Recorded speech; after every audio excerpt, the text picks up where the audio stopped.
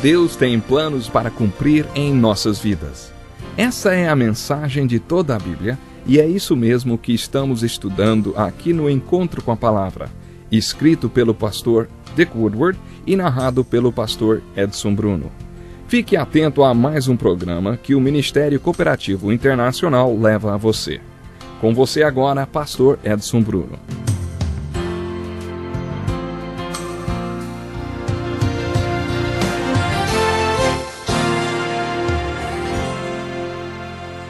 O que o reino dos céus significa para você?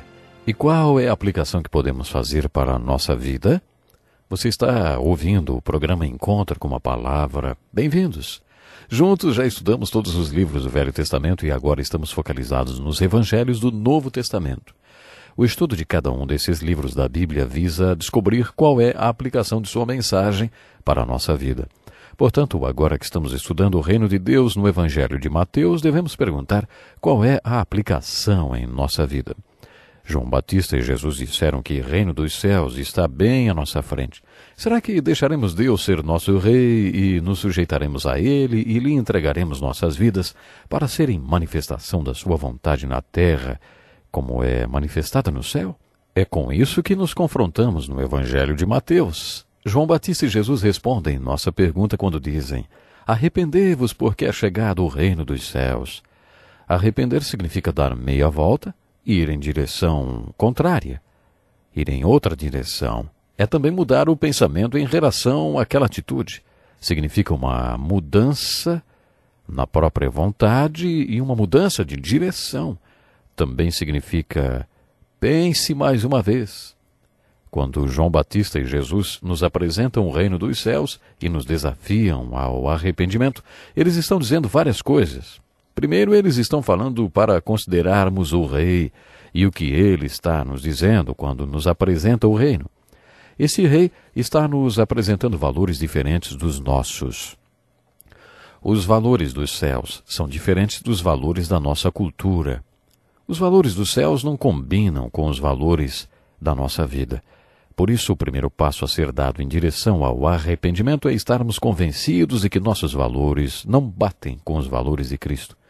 Devemos entender que não vivemos como um súdito do rei deve viver, porque não temos os mesmos valores que Cristo. No Sermão da Montanha, Cristo disse: se alguém o ferir na face, oferece-lhe também a outra e resiste ao mal. Pode ser que você pense: se eu fizer isso, talvez me matem. Então o rei responderá: você decidiu que iria morrer por mim, não decidiu? Eu só estou dizendo onde, como e por que morrer. Preste atenção nas palavras de Deus e deixe o Espírito Santo mostrar a você se o que o rei está dizendo bate com os seus valores. O próximo passo depois do arrependimento é se converter aos valores do rei. Arrepender-se também implica em converter-se. Quando você entende a igreja na sua essência, percebe que ser parte da igreja de Jesus Cristo significa ser parte do reino dos céus, porque a igreja é a expressão visível do que Deus é na terra e da sua vontade na dimensão do céu. O custo disto é a sua própria vida. Quando você entende o reino dos céus, torna-se convicto dos valores deste reino e pode até morrer por eles. A exortação e aplicação prática da palavra arrepender é: considere o reino, seja convencido pelos ensinamentos de Jesus encontrados no livro de Mateus e por todos os valores do reino dos céus. Converta-se aos valores e ensinamentos de Jesus Cristo. O pregador Sam Schmaker fez uma descrição muito significativa da igreja. Ele diz: a igreja é um grupo de pessoas diante de 3 obstáculos a serem vencidos. O primeiro é a conversão aos princípios do reino. O segundo é estar unida. O reino não é feito de solistas. Todos que aceitam Jesus Cristo como o Rei são cidadãos de uma nação celestial. Somos todos parte de um corpo. Quando um membro está machucado, todo o corpo sofre. Por isso o desafio é se converter e se unir. O terceiro obstáculo é ir. Quando você entende o que o reino dos céus é, você continua a caminhada e percebe que a igreja é uma organização missionária impulsionada por um grande ide. Ouvimos a voz do nosso rei dizendo: vão e façam discípulos, ensinando-os a obedecer a tudo que eu lhes ordenei, e eu estarei sempre com vocês. Assim concluímos a introdução ao Evangelho de Mateus. Agora estamos prontos para analisar o conteúdo desse Evangelho. O livro de Mateus começa com a genealogia de Jesus Cristo. Era assim que se apresentava um rei aos judeus, mostrando sua genealogia. Por isso, Mateus começa o livro com a genealogia de Jesus. Observe que essa genealogia não começa com Adão, mas com Abraão. Mateus quis mostrar que Jesus era descendente de Abraão. No Evangelho de Lucas, a genealogia de Jesus vem desde Adão, porque Lucas tinha um objetivo diferente de Mateus.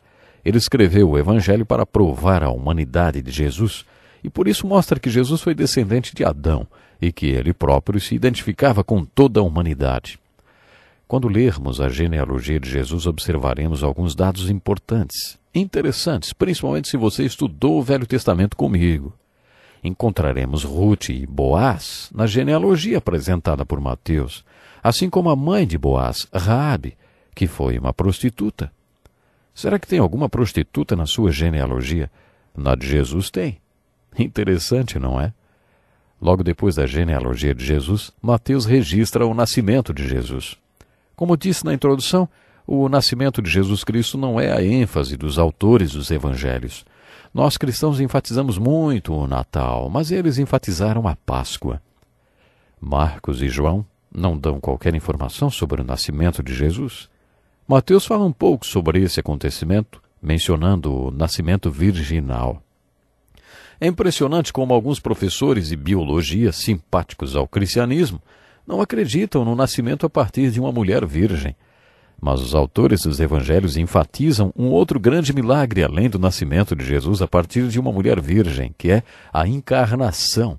O grande milagre apresentado pelos autores dos evangelhos é encarnação, Deus tornando-se homem. Você acredita mesmo que Deus se tornou homem? Você acredita que Deus se tornou um homem para que pudesse nos salvar e se comunicar conosco? Se você acredita nisso, por que não acreditar que esse processo aconteceu de maneira sobrenatural? Os profetas do Velho Testamento profetizaram que uma virgem conceberia o Cristo. José, o marido de Maria, que era um homem muito temente a Deus, pensou em divorciar-se dela, ou seja, quebrar o compromisso de casamento, embora não quisesse envergonhá-la.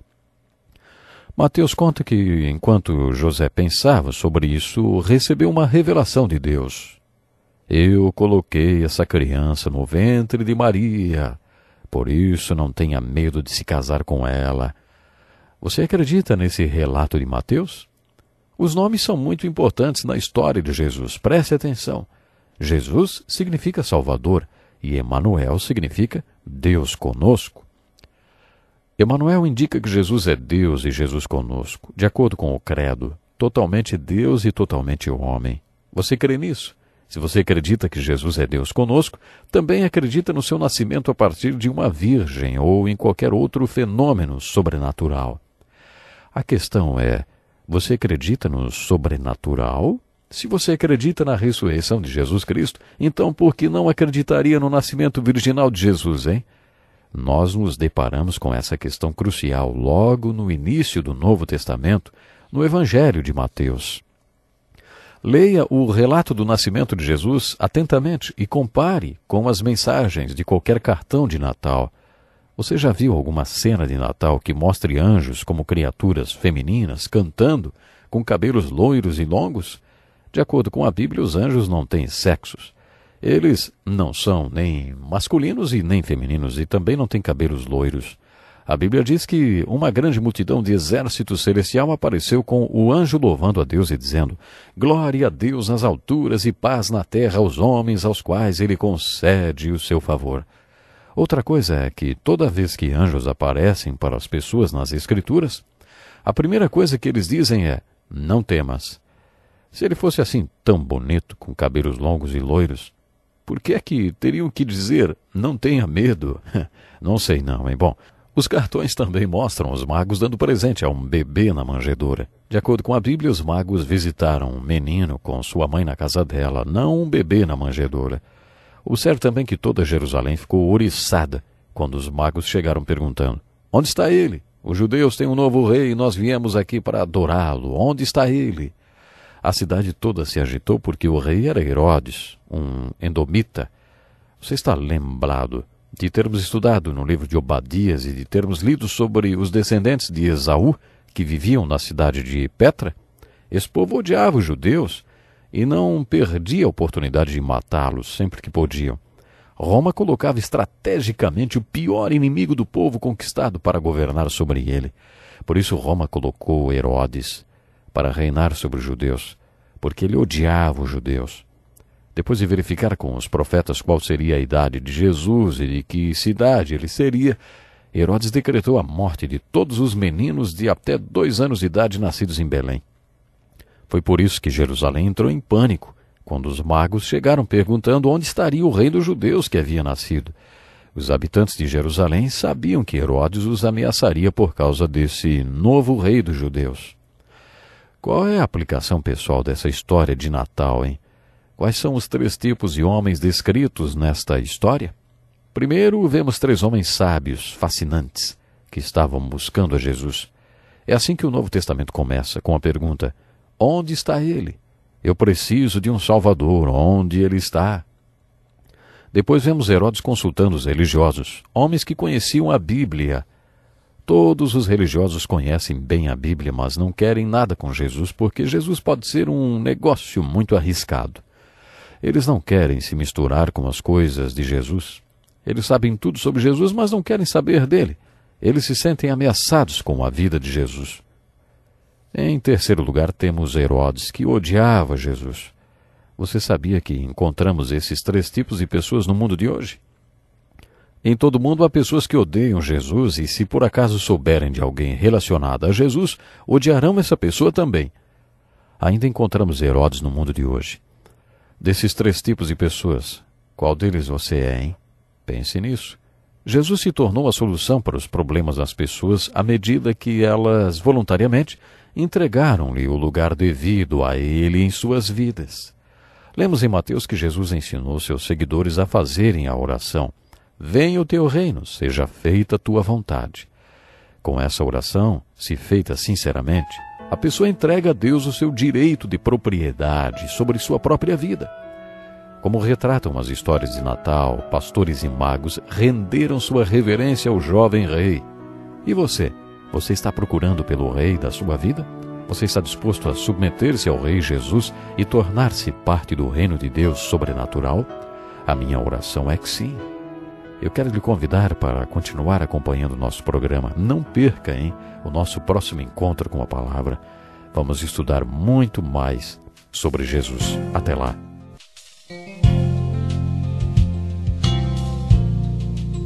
Que lição importantíssima. Obrigado, Pastor Edson Bruno. Prezado ouvinte, coloque em prática o que você ouviu aqui. Sem dúvida, sua vida será grandemente abençoada. Este é um estudo escrito pelo Dr. Dick Woodward, na voz do Pastor Edson Bruno. Escreva-nos e solicite o material. Nosso endereço é Encontro com a Palavra, Caixa Postal 2011, CEP 89201-970, Joinville, Santa Catarina. Até o nosso próximo encontro com a palavra.